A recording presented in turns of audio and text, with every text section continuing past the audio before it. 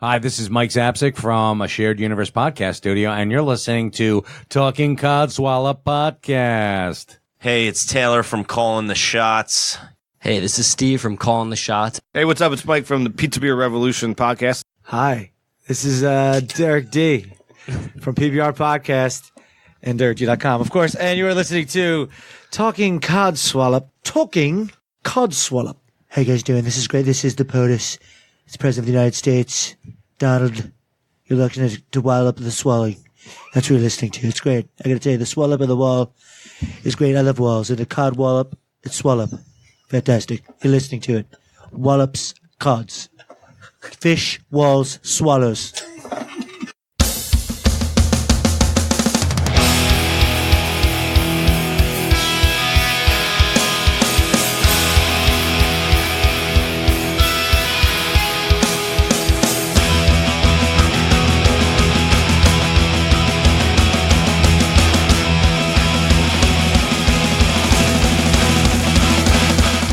Oh, and now you're going to eat some noisy biscuits. Good girl. I've had hours to eat, but now I'm hungry. Starting to really understand Andy's grumpiness now. Yeah. Oh, it's like, I'm about to go to bed. Oh, you're going to sit on my lap now. You've had 4 hours in which to do that. And, oh, you're going to sleep now. Oh, you feel like Job, don't you? It's like, why are you testing the Lord? Why? Oh, you need to leave in 5 minutes. Let me just jump on your lap. Welcome to this week's Rant About Cats chat on Talking Codswallop podcast. I am Gemma. I'm James. And I am not a grumpy cat owner. Andy. Yeah, I was going to say his name is actually Andy. Yeah. What a load of Catswallop. Yeah. Oh, okay, that's the title of this week's episode. Well done. We don't ever get it this soon in. But well done. Well, let's hope I haven't peaked too early, eh? Yeah. I mean, that's going to be really disappointing for the listeners if you have. Yeah. So you've been listening to this week's episode of Talking Catswallop. I have been Gemma. I'm James. And I've been Andy. Cheers. See you on the flip side. Yeah. Laters. That's as good as it'll get, because that's about as happy as Andy will be for the episode. Run with it, people. The thing is, James, I feel it's our duty to make Andy laugh, even if it's at himself. Oof, okay? God, I tell you, that's a very tall order, you know. Challenge accepted. Yes. Challenge accepted, indeed. Can we bring happiness into Andy's life? Do, do, do, do. Of course we can. We always do. Yes, you always make me happy. I look forward to Tuesdays very much. I know you do. This is the highlight of your bloody week. Because otherwise, you know, what other thing would you be doing? Oh, going for my 100th run for the 100th time. I know what he'd be doing. He'd be taking his cats to the vet. Yes. Yeah. We haven't been for 2 weeks. Come on. Before we started recording, we found out that Andy's also paying another twat tax on his vet bill.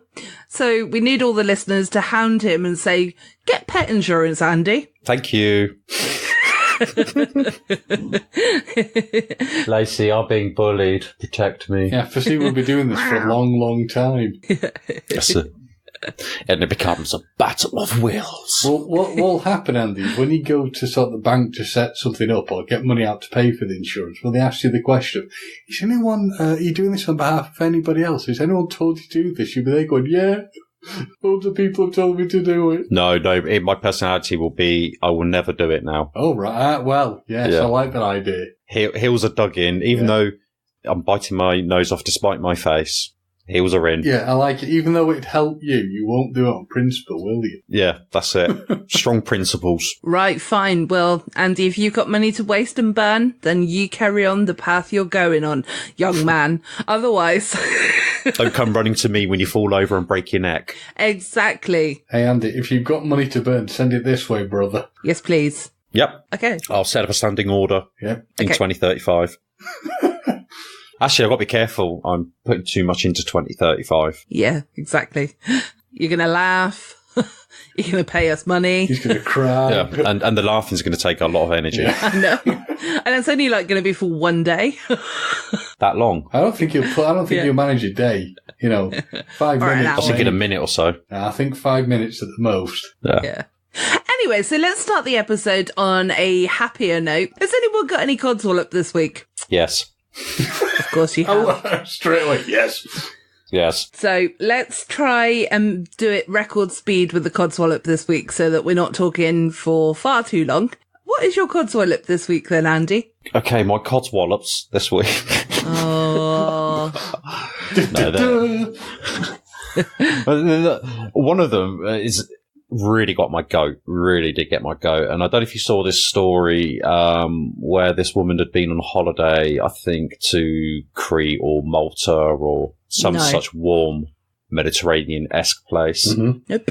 I'm not sure whether it was, it was a mum, a dad, and 3 or 4 kids, one of which was autistic, 28-year-old autistic son. Bless him, fell ill on the return journey at the airport. Right. And the doctor at the airport said, you need to sort of check him out because he was being sick and what have you. Mm-hmm. Don't worry, we'll shove him on the plane. Everything's tickety-boo. So the family get on board and the mum clocks that the son is not in the seat that she'd booked him into, and she spoke to a steward and they said, oh no, he'll be put at the front with us. Yeah. And off she went, sat in a seat. It wasn't until she got to baggage reclaim back in the UK that she realised that her son was not on the aeroplane, and therefore TUI, the package holiday provider, now need to provide her with compensation for all the hurt and anguish. And I'm thinking to myself, why didn't you go and see if your son, irrespective of whether your son had autism or not, your son was unwell and taken away by doctors? Did you not think before takeoff that perhaps you'd want to go and say, everything all right, son? You feeling okay? Do you want to come and sit up here and I'll sit down here? Whatever. No. You'll say, oh, no, you'll stick my son in the seat. I won't worry about it to the other side. Have these people never seen Home Alone? Yeah, and why didn't they wait at the debark, when you disembark? I don't understand how you could miss your son. Yeah. So it's the outsourcing of responsibility by parents is my Codswallop. Oh, God, it's all the time, though, isn't it? Let's be honest. Because I've got friends who are teachers, and I don't know what it was like when you were at school, but if you were failing school, that was no one's fault but your own. Mm-hmm. Yeah. And your parents would give you a clip round the ear and a kick up the backside and off your trot and do your best. Definitely like high school level. Yeah. Definitely. Like maybe primary and infants kind of level, or junior school, kind of level. The earliest school, kind of thing. It's, the preschool, primary school, Yeah. Those were obviously a little bit more forgiving. Yeah. Yeah, exactly. But nowadays you get parents going, why is my son failing? What are you going to do about it? Yeah. Or exactly. why is my child failing? It's not my child's fault, it's your fault. But Andy, we have a culture now where, let's say if you're doing the school, sports day, everyone's a winner, even the person who's come last. Yeah. But also, on the flip side, how bad was it that the steward turned round to the parent and said that their child was definitely on board? No, not definitely on board. Oh. That they were going to be brought on and be given a seat up the front. So, because the doctor was seeing the child, it took a bit longer, and they obviously wanted to bring the child on. I say child, it's not a child, it's an adult male who has autism. So it's not a child at all, but it's someone who needs. But it's also her child as well. Her child, yeah. Sorry, from a parental perspective, yeah. Yeah. That's why, her son wasn't on the plane when she got on there. But I'm not a parent, but I would have at least expected her to have got off of her seat just after they'd done the safety demonstration, or even before then, before they taxied, to say to the stewardess, before we have to physically stay in our seats, I want to go and see my son and check he's okay. You would think they would be monitoring the whole situation. You would honestly think that they'd want to be around. If the son has been taken somewhere for a medical reason, you would think they would want to go and be around to make sure their son was okay. And very specifically, if their child has autism, they're going to find the whole situation incredibly stressful and difficult to be around people they wouldn't know, being maybe touched by people they don't know. So you would expect the parent to be around them, because I watched something very similar when I was coming back from Germany. A man who was having issues obviously going through the security check because he was obviously being padded down, and I would wager he had autism because his parents were trying to calm him down. Because he was obviously getting very distressed. And obviously he needed his parents around to do that. And where this becomes a thing that you've got to ask yourself also is how fair is it to put the person, regardless of their age, who has this disability through something which will be incredibly stressful for them? Yeah. And can potentially cause them and the other people around them an awful lot of problems. Is it fair to put them through this? Yeah. And I do find it sort of mind-boggling that the parents would leave their son and outsource that responsibility. Yeah. That's what pisses me off. but not to be around them to check that everything else is going okay. And you're right. Yeah. Basically, they're trying to say this is all the fault of the airline, which, okay, so there is some responsibility on the airlines of the way they dealt with it, but you're that person's parent. Yeah, for sure. The airline should have realised, oh, hang on, we're missing a passenger just from their own safety chairs, because they have to make sure that the manifest of passengers, don't you fucking dare want to come in, you bastard. Andy's talking to the cat, by the way. Yeah. Yeah. You want to, yeah. Don't fucking come on this plane. No. Yeah. So, they've got a manifest of passengers and the head count has to match the manifest. And if it doesn't match the manifest, then you need to understand why and make sure that the luggage is boarded. Yes. So, yeah, definitely for sure the airline have dropped the ball, but ultimately it's the parents' responsibility to look after their child or adult or care, their charge, adult or child, in the sort of legal age sense, irrespective of maternal or paternal responsibilities. So that's Codswallop number 1, listeners. Okay. And what's the next Codswallop? The next one was actually kicked off. I saw it this morning or yesterday. There's two. It's kind of connected. Okay. And I'm not sure what definition this comes under other than current society, but there's a story in the Telegraph, which Michelle, I think who we know through the PBR and Tell 'em Steve Dave, tweeted. Yep. Where the journalist was having a dig at the Nike mannequins that were, plus sized, I guess you'd call them. I'd call them normal, but, we've got to stick a proper label on things. So, normally you get the size 0 mannequins that display all the sports and leisure wear. Mm-hmm. Or Nike in their own store have put normal sized mannequins that represent the average person. Okay. Which is good. Yeah. Yeah. Fantastic. That's what we should be seeing. But this journalist in the Telegraph saw fit to say that it was not what people wanted to see, and fat people are not going to want to wear these clothes or want to exercise. They're not there to promote exercise to fat people. Oh, see, this really gets my okay. I didn't know about this one until this second. Yeah. So shows us absolute shocking lack of awareness. Yeah. And then that was swiftly followed up this morning. I saw on Sky News there was a argument about an all-female football punditry lineup. I'd seen that as well, yeah. Yeah, the phrase was beautiful and competent, and then there was a whole ranging of arguments of, this is sexism because there's no men in there. This is patronising. A man couldn't say beautiful and competent. They could only ever say that about other men, but women can say that about men. This is all wrong about feminism. And it was like, he had women arguing against each other, men arguing. And it was just like, for fuck's sake. It's 4 people giving their opinion about a game. Who gives a fuck? Yeah. It's too much. Yeah. Going back to the, obviously the normal sized mannequins and, the fat people not wanting to buy and wear the sports gear and stuff like that. Of course they do. It's, they're not going to want all the skimpy stuff. But they may do. Yeah, I mean, some people do, and that's their choice. But, me personally, I wouldn't, I wouldn't want to show anything that I wouldn't want to see myself, and mostly I don't want to see anything. So, get changed in the dark.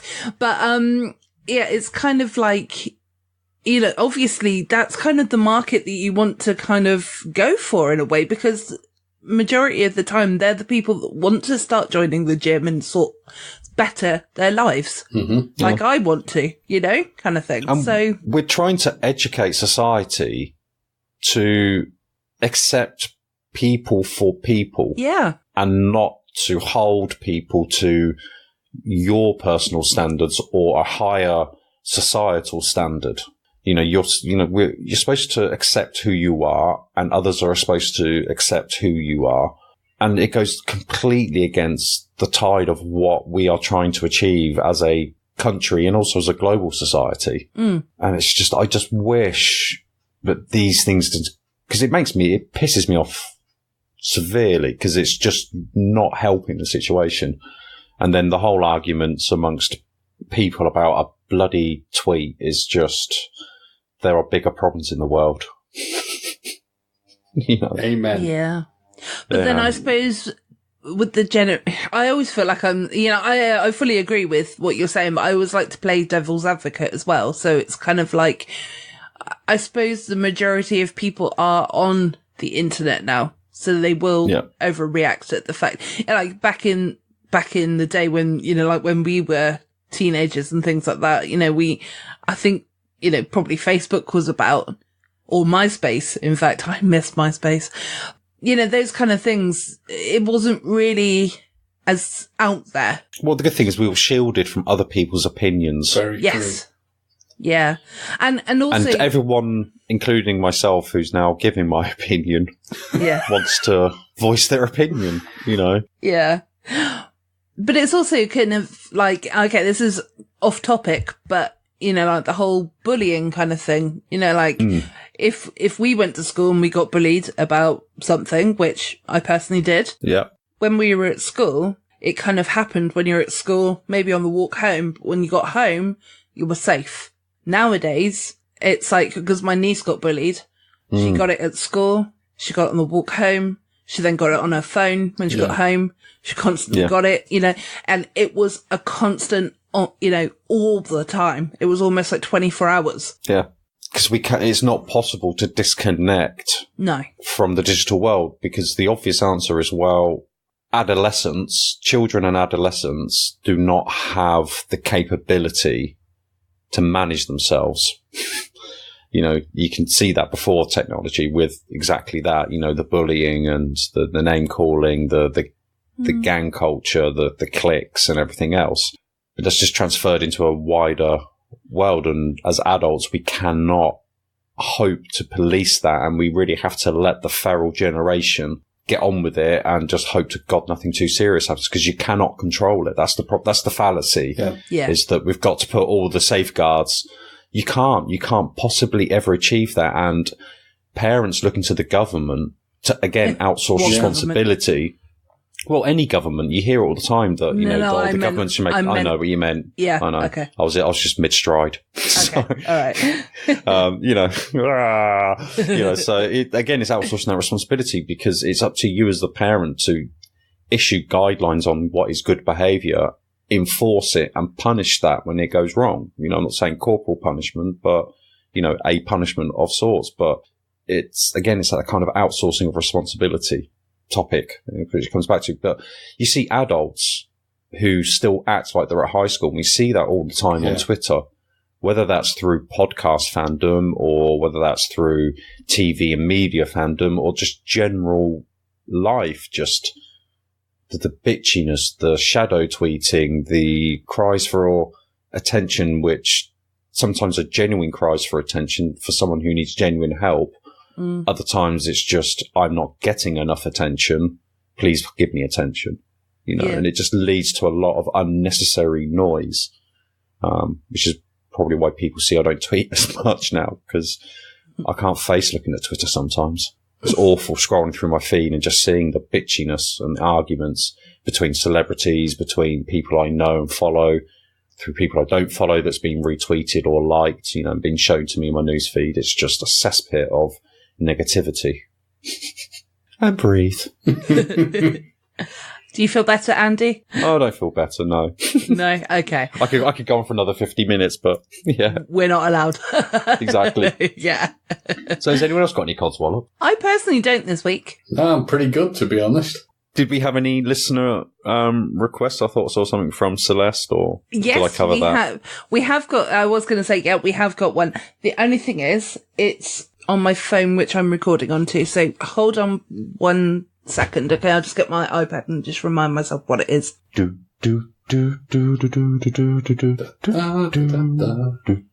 do do do do Do, do.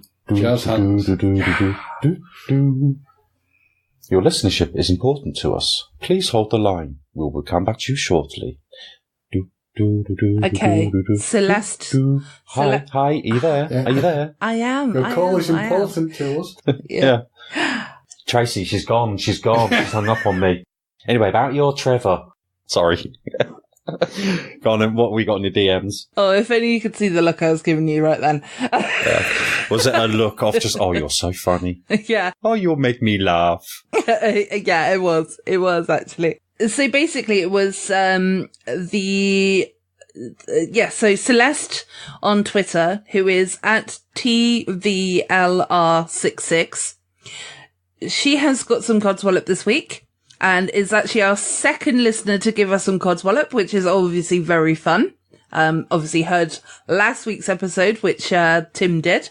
So hers is, we can start with mansplaining. I hate that shit. Now, for the listeners who don't know what mansplaining is, We'll help you on that one. I had to Google it, so please carry on.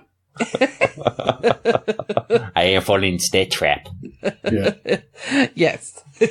I don't think it would be wise for my future survival to say anything. Yeah. Just listeners know that my knees are firmly together, so I'm not manspreading, and I will always try and refrain from mansplaining. Okay. But for the listeners that don't know, would you like to explain No. what it is? No. Nope. No. Because I can't use my phone, so can one of you please? Is this a trap? I think we're going to end up in trouble, but Mansplaining is explaining the blatantly obvious Yes. in a patronising fashion to other people. Very similar to mumsplaining. So I can understand where she's coming from. Being the only female on the podcast, I guess I'm able to sort of agree with her, but do you two agree? Oh, yeah. You're shit scared of Celeste, right? Okay. No, genuinely. And, Okay. since it's become a thing, I do try and see through self-reflection, have I mansplained? And I try and catch myself from mansplaining. That's good. But I don't, it's not just directed at women or children. I do mansplain to fellow men. So I just call that patronising and condescending and arrogant. I was going to say that was what it was just called back in the day, wasn't it? Before a magical word was made up. Yeah. Yeah. A turd by either name is still a turd. You can't polish a turd. Yeah. Or put lipstick on a pig. oink, oink. Yeah. But no, on a serious note, I don't think of either of you in that way. That you've never done anything sort of on mic anyway to sort of put me down or anything. I mean, you do, but I equally come back and say, but it's all in comedy and it's all in humour, isn't it? Sorry. I want to reiterate that is the case. Obviously we're just here to have a laugh, but yeah, no, you two. And I'd hope you'd genuinely pull us up if we ever did. I would. I mean, I did once before. I won't bring it up. This is just, but there was a message, wasn't there, that you wrote, and I really didn't like it, and I told you I don't like that. It was way, way, way back in the sort of beginning when it was just when it started with the three of us. Oh, and us probing the boundaries of acceptability. Yeah, but no, I honestly can't remember what was said, and I know that it wasn't said in the way that I kind of overreacted about it. Definitely. And I know I do that. Like you said, I would nip it in the bud if something was said. Well, it's just the thing of somebody speaking to in a condescending manner, isn't it? I mean, mansplaining is not something I would even probably knowingly do. It's not, it's just not something I understand people doing. I think a lot of times, though, it's an unacceptable form of unconscious behaviour. And you have to check yourself. Like all things, that's what it is, isn't it? It's checking yourself and adapting to the changing world. Yeah. But do we face a problem, though, as a society where we'll be checking ourselves on every little thing, though? Where you end up second-guessing yourself all the time? I think I said to you this before off mic, to you, James. It's like, would you rather know unfiltered truth or only hear what people want you to hear. You know, so do you really want to know the real person, or are you just happy to take that person at face value? Yeah, it's a difficult one. Yeah. Yeah, because everybody hides something about themselves, doesn't they? Yeah. You know, it doesn't have to be a really negative thing, obviously, but there's things about me that, like, you know, the listeners and yourselves don't know. And because I'm not at a point where I want to tell anybody at this point. That's it. And I think you'll find that you'll have a smaller circle of friends of what you, based on what you deem to be acceptable behaviour. Correct. Yeah. You know, maybe 99% the best friend you could ever hope for, but there's just one thing that's on your red line list. Yep. And that's it. That's enough, you know, to carve someone out of your life unnecessarily or necessarily. You know, Yeah, depending on the circumstances. Depending on what it is and how much that actually affects you. Because I think a lot of people judge people on things that actually have zero impact on you and that relationship that you'd have with that person. It's just knowing that that person holds a particular belief or has done a particular thing or suggested something or, you know, said something, but it's done something to cross one of your lines of not acceptable. And if you choose to then push that person out of your life. Hey, I've been there. So you and I have discussed this, haven't we? So I know exactly where you're coming from on this one. Oh, yeah, of course, yes. I've been in that situation as well. I had a friend who I considered her best friend, and she considered me too, the best friend. And we'd known each other for about 29 years at this point. So we knew each other from like 3 or 4 years old, and, you know, we've been friends ever since, sort of thing. But yeah, we had a massive, massive falling out that we're kind of slowly getting back to being friends again now. Mm-hmm. That's good. Yeah. It's taken about 6 or 7 years to get to this point, and it is still very minor communication at this point. Still a raw situation. Yeah. Very, yeah. So, I mean, it was, you know, I'm not going to go into details because it's nothing to do with anybody, but, you know, it's something that really big that happened. And, you know, obviously for that many years, for something to, you know, to have torn us apart, it had to be something big. You know, it was, you know, but yeah, so I've had that kind of situation before, and it's not fun. No. But life goes on. And so what was part 2 of, mansplaining? No, that was it. Definite. That was it. Or just mansplaining. Yeah. The evils of mansplaining. Yes. Not to be confused that was a good one, that one. Not to be confused with manscaping. Yeah. No, because, you know, that's what I thought she meant at first. That's why I had to Google it. Oh dear. I was like, there's nothing wrong with a bit of manscaping. We've already talked tastefully. Yeah, we've already talked about Andy and his stray eyebrows, so we need to. Yeah, I mean, ladies, I mean, do you really want to see some shaved elephant ears to go along with that trunk? Speaking of stuff that's scary like that, there was this weird thing, I think it was on Twitter, of some barber who'd trim men's genital hair into, like, army stuff. Did you see that? No. No, but it was weird as hell. Oh. Weird. Well, make sure you retweet that so that we can see that later. I think it was something Brian Johnson had tweeted, so if you go through his stuff, yeah. But then, you know, the ladies have sometimes a delicate little flower. Yeah, so, it's all good, yeah. Why not have an army hat? Why not do the same as men? Why not? Oh, why Just not? don't pin anything. That's the wrong chest. Oh. That's not my arm. Or pin the tail on the donkey. Yeah. I've already got a tail, thank you. Yeah, that's a real sore subject for Andy, though. You know, beanie yo. Oh, yours will be safely on your shoulder, though, Andy. It'll be all right. Yeah. That's keeping my neck warm.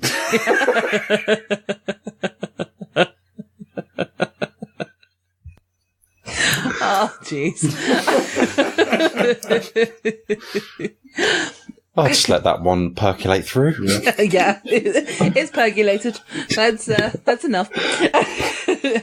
No, but also I was actually gonna changing the subject slightly now. Only slightly, right? Go on. Yeah, no, well, not slightly. Changing. Are we talking about the cushions that we were talking about earlier? Then, if we're going slightly. Oh, right, yeah, the cushions. Yeah, I get it. I'm sorry. Yeah, that did go over the top of my head, but.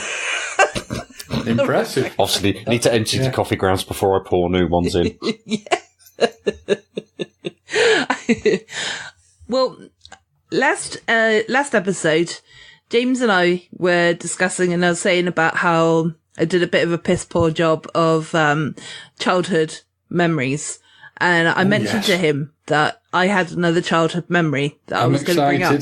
Yep. Obviously, no pressure for either of you two because this was just a spontaneous thing.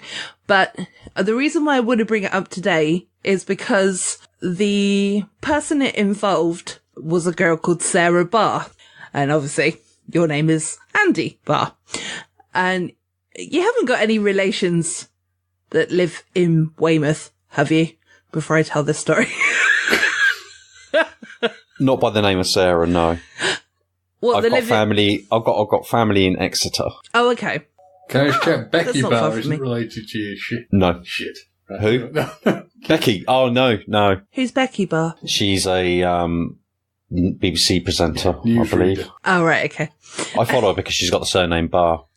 So anyone I come across, so there's a guy called Andy Barr who follows me. So Yeah, I followed saw him back. that. Yeah. So you all follow each other. Yeah, so if I naturally, organically come across a bar, I will follow them. It's like the world's strangest stalking, isn't it? Yeah. Hello. Yeah. You're a bar. It's not an overly common surname, is it? Or is it? Well, it's Scottish, isn't it? So I haven't done a full genealogy on it, but I think it actually originates out of the Netherlands. Okay. And then made its way across into Ireland, Northern Ireland, and then into Scotland. But there's a lot of bars in America, and there's actually a senator called Andrew Barr, who's the senator in Kentucky. He's a Republican, though, which is like, boo. And that's why you're in Andy. Yeah. Yeah. And he's got the same kind of floppy ear as me, so I think we're from the same gene pool. are you following him? Yeah. One thing I do is if I do come across another bar, I'd have a look at the ears and the nose to see whether they've got the Roman-esque features on the face and a floppy ear. Tweet him. See if you're related. What you should do is we should do, like the family tree type episode where we research Who the we're fuck did you think you are? Yeah. Come on, Andy. Exactly. We can club together and we'll get the 23andMe test. We'll find out where you came from. Yeah. Well, no, all three of us could do it. And what crimes I've committed. I'm not quite sure it goes into that detail. No, but you know the genealogy or the DNA databases, law enforcement, certainly in America, have used that to solve a few cold cases. Brilliant. Yeah, I can imagine. And there was another database that you could then add your results to, and it would help you find other people based on, from your family through DNA. So it was a form of DNA genealogy. And those databases have been opened up to law enforcement as well. So there's quite a few test cases. Yeah. So. And the problem they've also had, though, is identity theft. Yeah. It links, they've been doing the people linking. So. Because I always thought that, with regards to all these kind of tests and things that you can do like that obviously that is all your information out there, and it's just. And you sign away your rights to it. Yeah, so it's anybody could use it. So yeah, I don't think I would ever go down that route. Not that I've got anything to hide, because I haven't done anything. And interestingly, there was a investigative journalist piece, and I've forgotten where it was, so unfortunately I can't give you the source. But they took sets. There was a scientific study where they took sets of twins. Say scientific study. They took sets of twins and made them do the test, and the results come back, and 9 times out of 10, the results would be completely different for twins. Oh, that's insane, identical isn't twins. It? Yeah. That's quite mind-blowing. So there's a big question mark about the accuracy of the results and the quality of the analysis. So whether DNA samples are being mixed up, at the testing facility, what the cleanliness is like at the testing facilities, and how that, especially when you're then giving pseudo medical advice about what your perceptibility is of, diseases, chances of getting Alzheimer's, coronary disease, cancer. They've had to rebrand. I think the FDA in America took away their ability to be classed as medical devices. Well, it's only very limited sort of information it would give you on health, and you do have to opt into all these things as well. So yeah, but that's a recent thing because they, for a long time, that wasn't a kind of, and this isn't real stuff we're giving you. It's only when the regulatory bodies in various countries started to slap their wrists for stepping on the medical profession's toes and not proving how they get their results and derive their information. So, yeah. I listen to too many podcasts. Anyway, we're taken away from you, Gemma. Who is this person? No, It's it's absolutely fine. It's not a problem. I'm so used to it by now that it's fine. Yeah, it'll be edited out anyway. Some of it will. Yeah, well, basically my story is I was in infants. Mm-hmm. So probably around about the age 5, 6 sort of age. Cool. And you obviously have playtime or recess for the American listeners. And, we'd all go out and play and everything.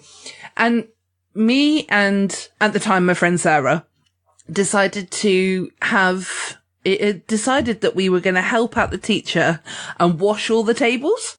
And nice, yeah. Yeah, and I'm going to run something by you at the end because I still can't get my head around the ending of this. So basically we were washing the tables and, we really wanted to sort of do a good thing and we wanted to do a good job.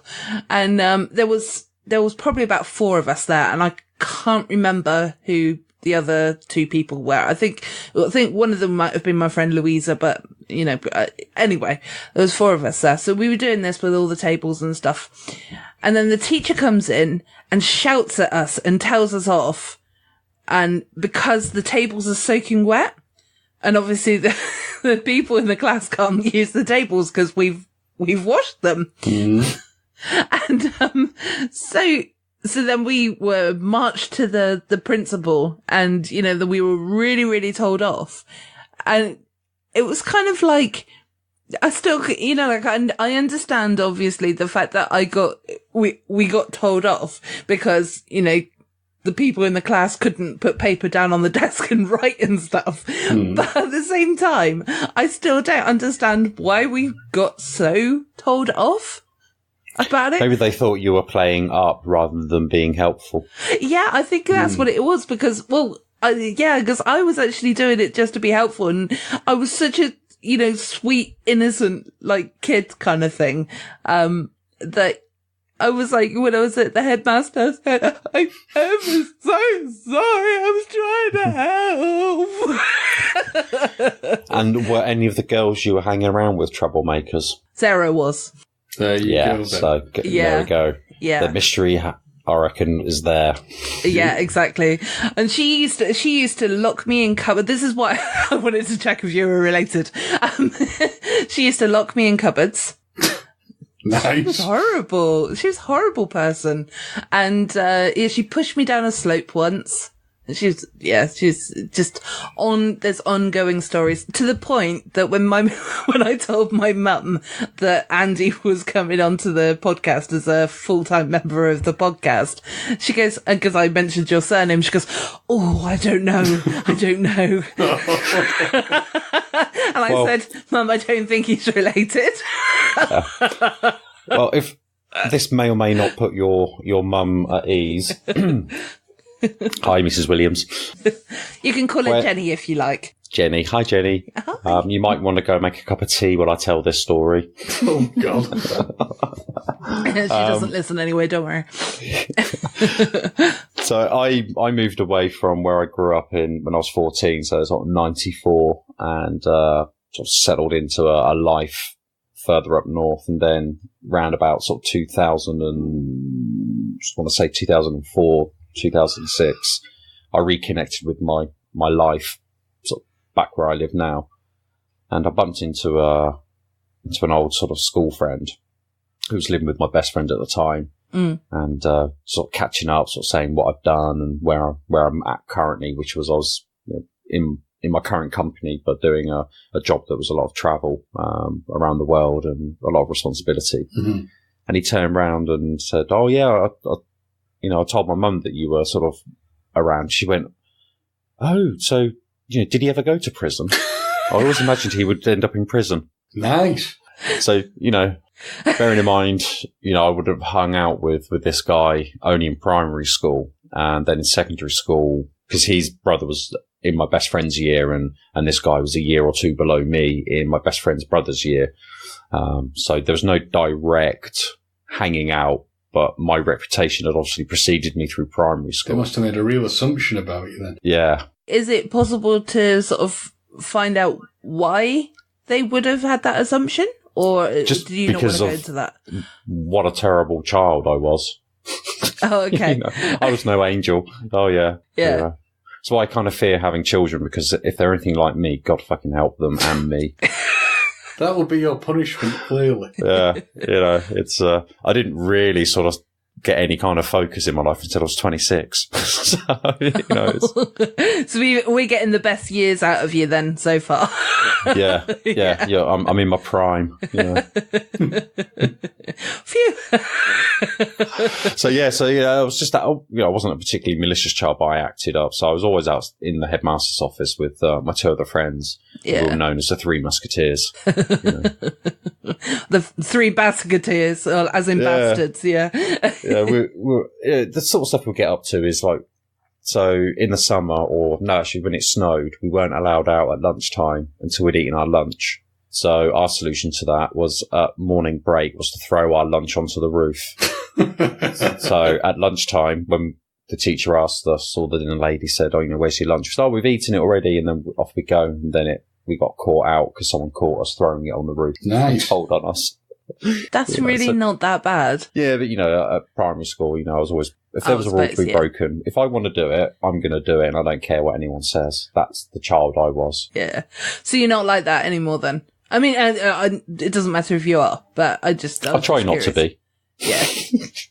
I try not to be, but I'm still a stubborn mule. Yeah. I was going to say, there's definitely aspects of mule-like behaviour. Yeah. You can take Andy to water, but you can't make him drink. Definitely. Yeah. You'll get wet in the process. Yeah, he will spit it at you. Yeah. Throw you in. Yeah. Hold your head under the water. Okay, it sounded fun until that point. I don't want to drink. Die, bitch, die. Yeah. Well, hashtag no means no. getting very harsh now, aren't we? Yeah. There are consequences. Drink the fucking water. Yeah. And that's why I have such an affinity with cats. The hatred of water, yes. Well, no, just the I'm going to do what I want to do. Yeah, same sort of attitude kind of thing. Yeah. Yeah. Also the hatred of water as well. Yeah. Oh, no, but I love a bath. Oh, yeah. Oh. So maybe I'm more of a tiger, because tigers like water. Oh, did they? I didn't know that. I didn't actually know that at all. One of the few cat species. Oh, God, I'm such a nerd. Yeah, but we're all... Hello. It's okay, you're allowed to be a nerd. We're nerds together on this podcast, but just all about different things. You're like a Lygra. There you go, run with that one. Yeah, of just useless information that no one ever needs to know. No, that was quite good. But then, that was quite good, because I didn't know it. I didn't know that tigers like water. Yeah, I watch a lot of documentaries. Yeah, it's going to be a sad day, in all seriousness, when Uncle Dave dies. That there isn't anyone who can tell me stuff that I will believe on the TV. Yeah, I agree. David could tell me that the sky is actually purple, and that would then be the truth forevermore, even if I can still only see blue. Yeah, exactly. Yeah. I think for the Americans, it's Morgan Freeman. He does the voices for the BBC stuff. That's the documentaries then. Yeah. Yeah. But, no, you're right. He's such a legend as well, isn't he?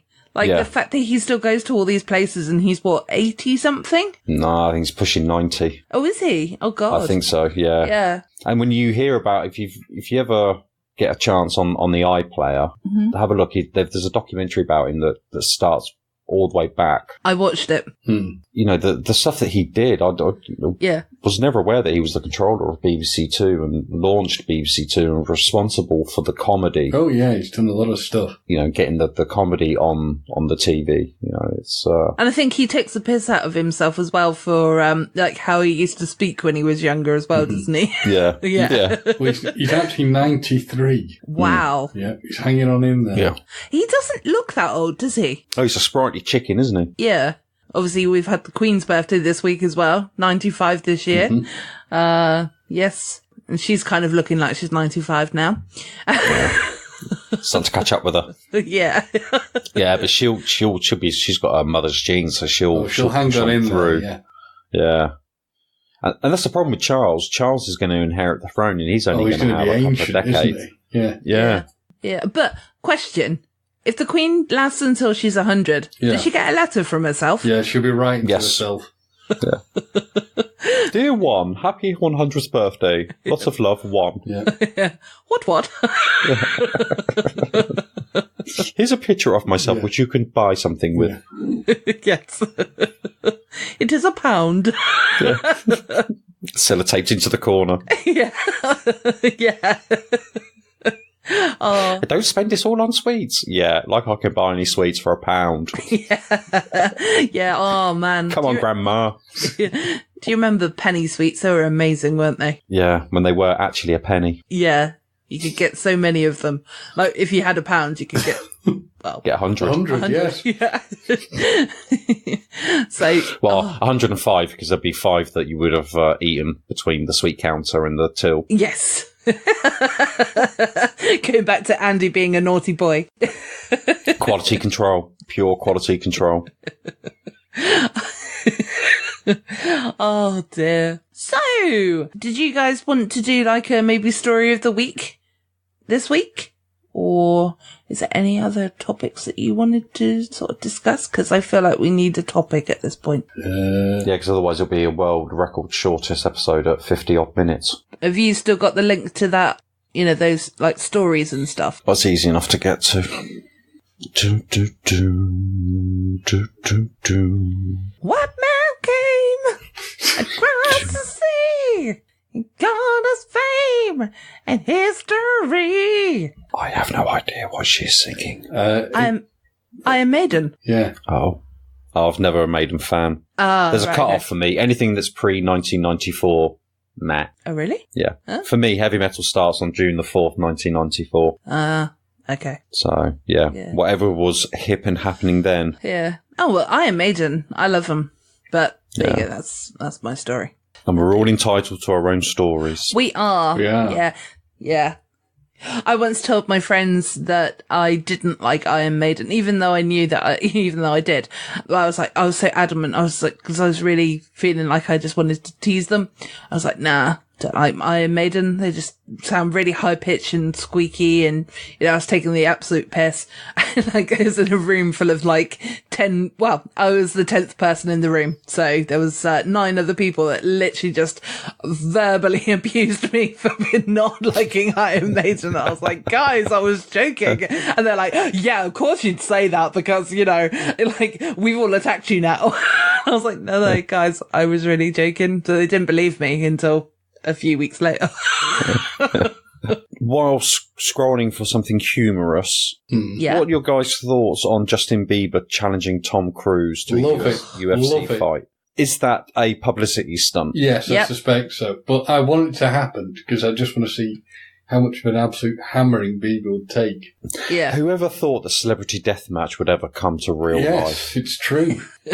I think it's a thing about religion as well, you know. The Scientology and the Christianity, yeah. Yeah.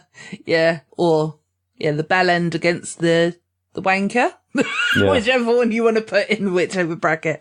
I'm not a fan of Tom Cruise or Justin Bieber, to be honest. Do you know what winds me up the most about Tom Cruise is actually the effect he has on other actors, because the amount of Tom Cruise running I now see on the TV and in films, I just want to slap them. Yeah. So you don't need to have pointy hands.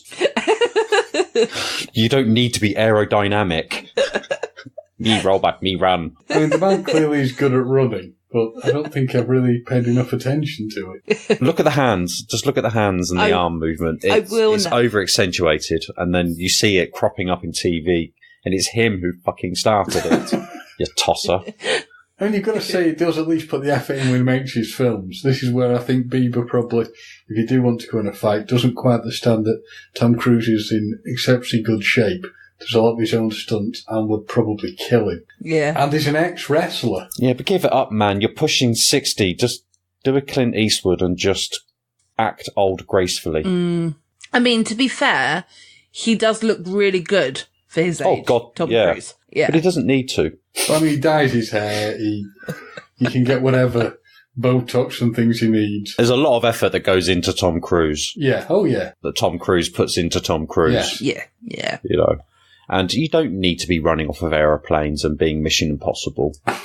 Just collect your bus pass and go down to, say, the Clint Eastwood and all the other old actors. Sly. I love all the new Sly and Arnie films where they just take the piss out of each other. 90 something. Yeah. Don't forget. And he plays great grumpy old men sitting on back porches, finding their softer side with a small child who gets under their skin. Is this Gran Turismo, or it's called Gran Torino by any chance? I think so, yeah. I've just seen a spate of, I don't know whether it's just one film, but it just seems to me the perception is Clint Eastwood's done a load of grumpy old men who turn into soft old men films. Well, he's old and probably very grumpy, so. Yeah. Go back to Scientology as well. They once caught me out. That do tell. Basically, I was walking down the high street. Mm-hmm. It was at a time when I think my dad hadn't long passed away. Mm-hmm. So I was kind of in that bubble of like, I don't want to speak to anybody, but I'm wearing my emotions on my sleeve, kind of everything. You like that kind of bubble. Yeah. So basically this woman came up to me and she was like, "Oh, are you okay?" And she was like being really nice and being really sympathetic and whatnot. And she goes, "Well, we're actually selling a book at the moment. So I just wondered if you wanted to come across and have a little chat about it, have a little cup of tea, and we'll talk about you and whatnot." So, you know, I didn't really know what I was doing. So I just said, "Oh yeah, whatever," you know, because she was being really nice to me. Yes. Mm-hmm. And she's like, "Okay, well, if you just sign up here and do this." So I signed up and signed this paperwork and so that you keep getting mail in the post. And to this day, I still get mail from Los Angeles, which is so annoying. They were going to audit you. Do you look at the postmark and go, Kevin? Oh, Scientology. Yeah. Thetons. Yeah. Have you not seen the documentaries? They are one freaky group of people. Yeah. That's why I don't want to piss them off. Did you see that Panorama where he lost his shit? No. Oh, there's a great episode of Panorama where the guy got... Ignore that. Oh, hello. Yeah, that was me. It wasn't that bad.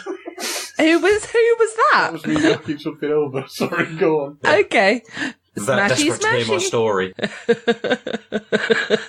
thought it was one of the cats, like, had knocked one of the plate off or something. No, my cats are far too well behaved. Yeah, James and his flingy hands. Yeah.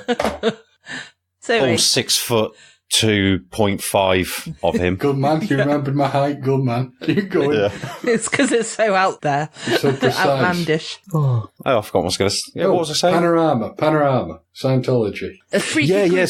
So the interviewer, the guy doing the investigation, was struggling to get some good information out of the person he was interviewing. And Scientology have a habit of recording you and being really intrusive about it and sort of interfering with, especially because he was trying to interview someone who'd left the group and he just lost his shit at the camera. The Scientologist absolutely lost his shit. Was it a bald guy? Bald guy with glasses? Yeah. I think I have seen a little bit of this, yeah. He goes absolutely barky. You know, he really loses it, doesn't he? Yeah. You know, and it's like, wow, they really got under your skin. But I've seen lots of other documentaries where you just see them in the background holding up video cameras and holding up signs and shouting stuff and getting really intrusive into your affairs and sort of splashing negative stories about you. Well, supposedly that documentary that Leah Remini made about them, who left Scientology, is supposed to be quite an amazing thing to watch.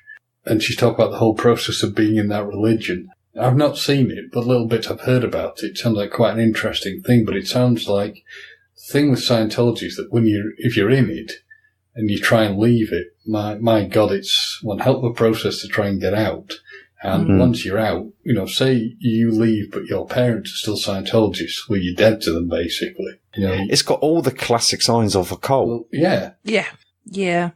That and the Amish. Yeah. Yeah. Yeah, no government is brave enough to... The Germans really don't like the Scientologists, though. They really do not. Got a real problem with them in Germany. I think they've begrudgingly allowed them to exist there, but that's only because of the Constitution. Yeah. You know, so, yeah. They were straight onto one of those subjects you should never talk about over dinner as well. Yeah. Yeah, let's change the subject. But even though I was the one who brought it up.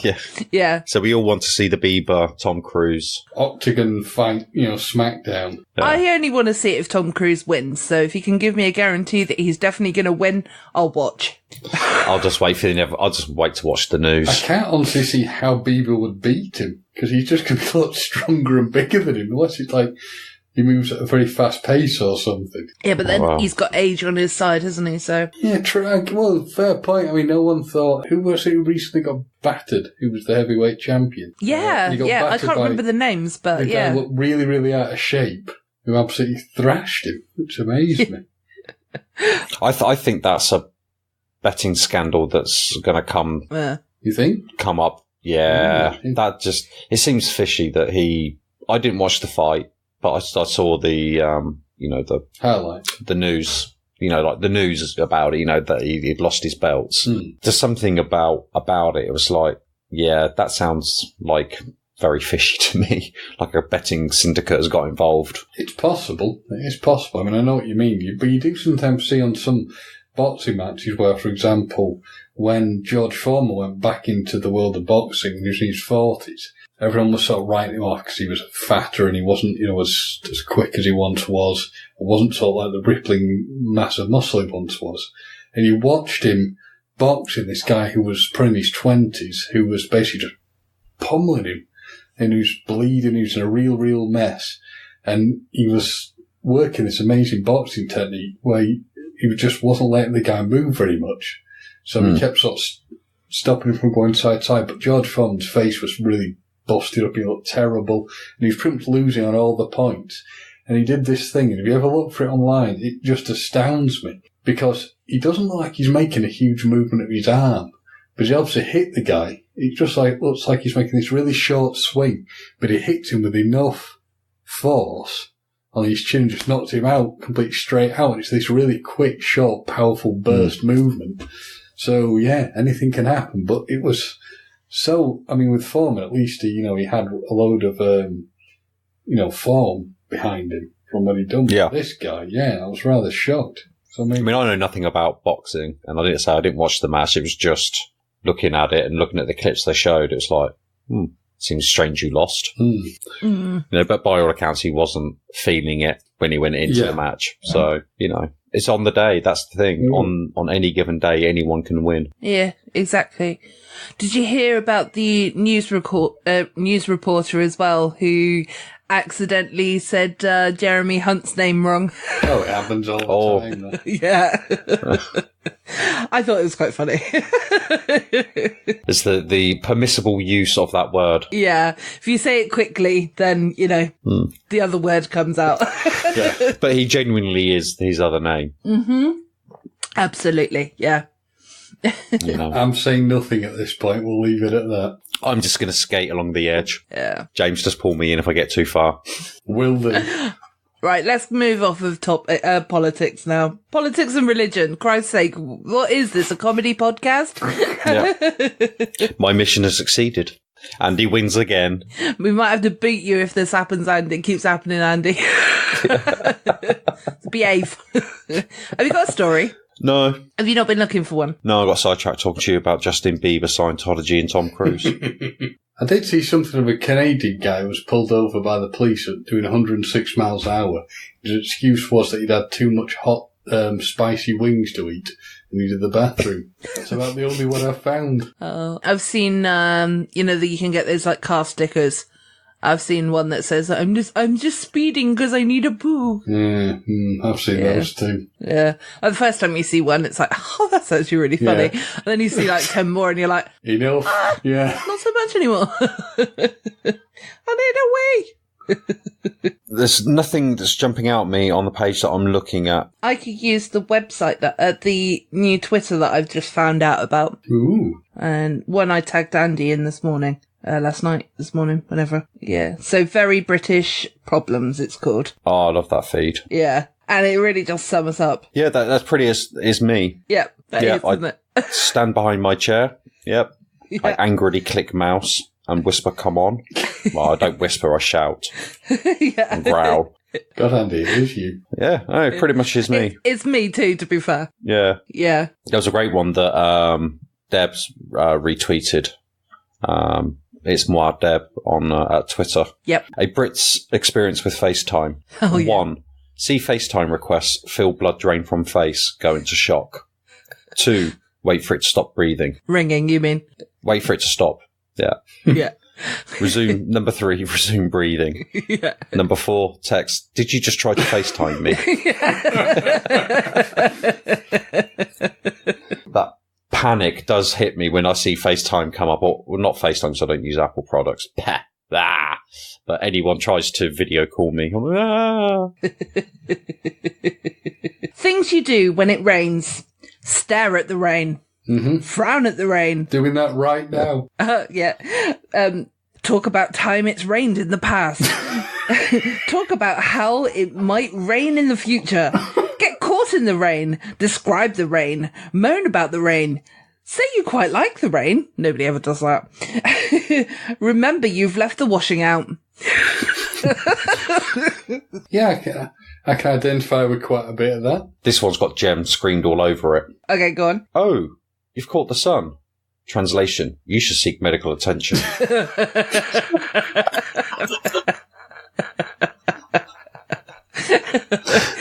Struggling to say good for you without sounding sarcastic, bitter, jealous, annoyed, or sad.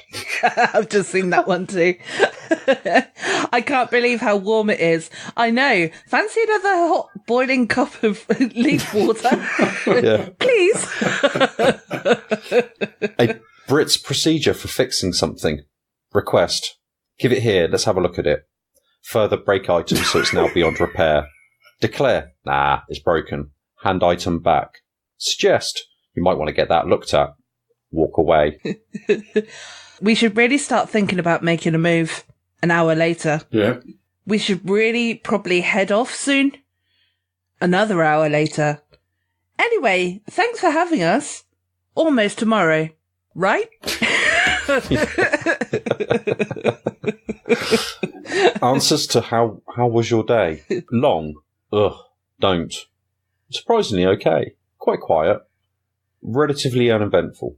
Same old. Simply shaking your head and putting the kettle on. Yeah. Oh, see, because these are also true to British people, aren't they? Very true. Yeah. Yeah. Oh, here we go. Very British problems at an airport duty-free shop. Number 1. Being determined not to stop in duty-free until the sight of a bear dressed as a beefeater next to a plastic red mini full of shortbread proves irresistible.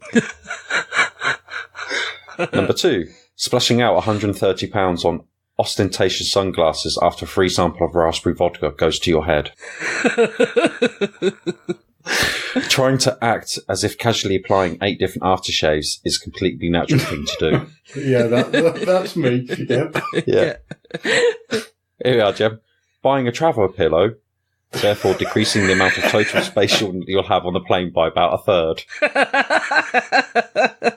Don't need them. Yeah. Deliberating over which pair of noise-cancelling headphones make you least look like a... teeth in. I'm suffering from Gem. Gemmerisms. Deliberating over which pair of noise-cancelling... Sorry, that was I've me. got a gemmer. Yeah. It's a Number gemmer. 5. It's a gemmerism, by the way. Gemmerism, yeah. I've got gemmeritis. Sorry. Deliberating over which pair of noise-cancelling headphones make you look least like an air traffic controller. Fondly recalling the days before electronic cigarettes, when you could make a killing from dividing and reselling a box of 200 B&H. Deciding that 3 novels is adequate reading material for a flight from Luton to Alicante. Was that like an hour and a half? Yeah. Yeah. Hoping your colleague will appreciate the sack of hard-boiled licorice sweets you plan to abandon on a filing cabinet when you get back to the office. And finally, searching every single clothes pocket and bag compartment to locate boarding pass, which is in your hand. I've once done that with my glasses. Yeah. Oh no, it wasn't my glasses, sorry.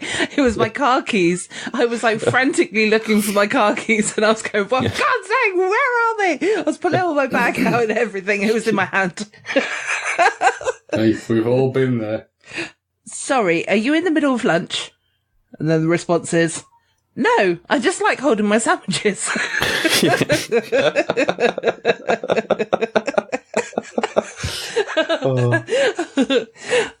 So, James, back to something we were talking about earlier. Mm-hmm. Honest work answers. Okay. How are you getting on?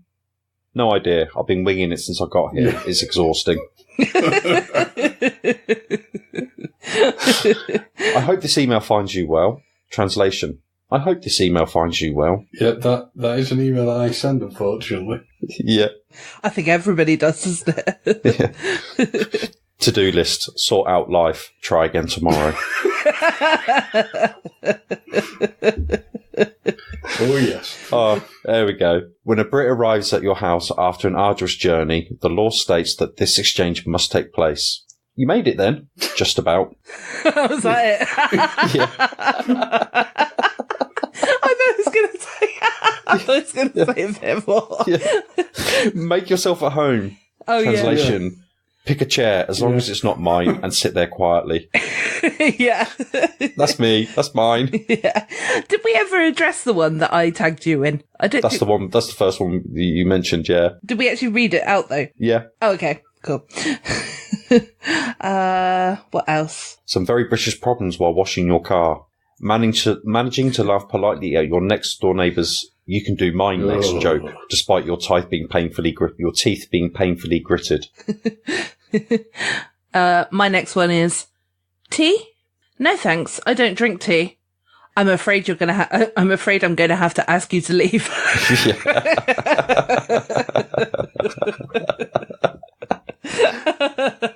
So we're basically covering this entire page just so that the listeners know which page we're actually looking on here.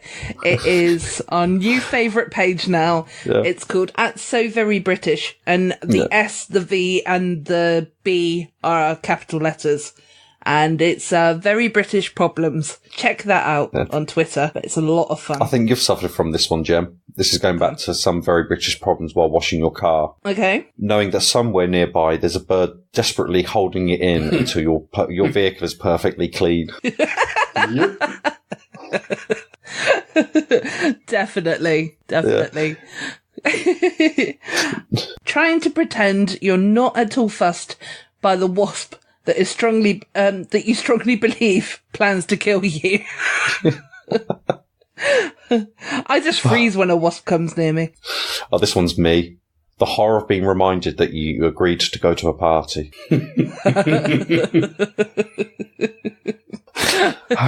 Having to pretend to listen to someone's directions after repeatedly telling them you'll be using Google Maps. Yeah, I read that one this morning. I was chuckling. Hearing a rumour that it's meant to brighten up later and spreading the news to everyone you meet.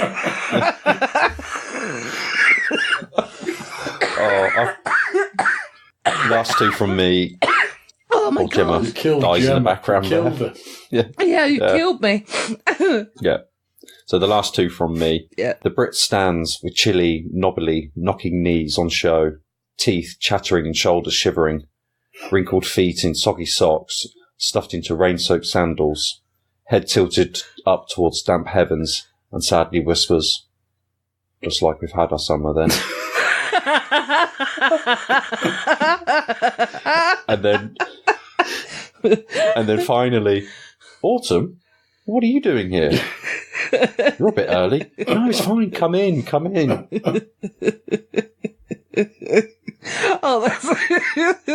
Oh, dear. Being so determined to sit in the lovely warm sunshine that you completely disregard how cold you are. Oh, yes.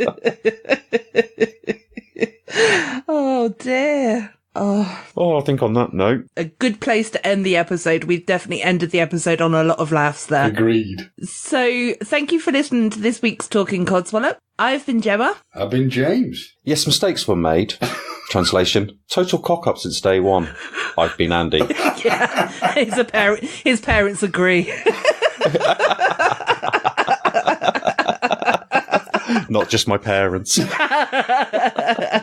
You did this with your mouth. Like, you talked yourself into this. Well, if you're interesting at all, you should do a podcast. I was doing the radio show for years before I podcasted it. I don't think people realise just how liberating and freeing and inspiring podcasting can be. Yeah, even with just walking into any genre of podcasting, you walk into community. The reason podcasts connect so much is it feels more personal. What we learned pretty quickly is that only 1 or 2% of the people who listen ever donate. Most people don't. People are used to free media, advertising supported media. At the moment, podcasting for us isn't a business, and it's not designed to be it. You know, running something as a business or being paid doesn't always mean dollars, pounds, euros. It can be payment in another way.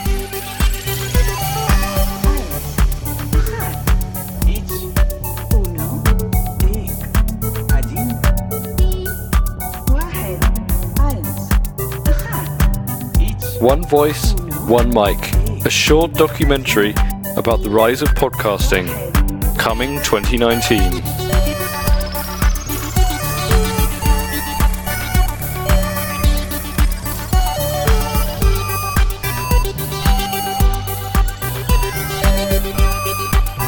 Plug in, record, send it to iTunes, boom, congratulations, you're a podcast.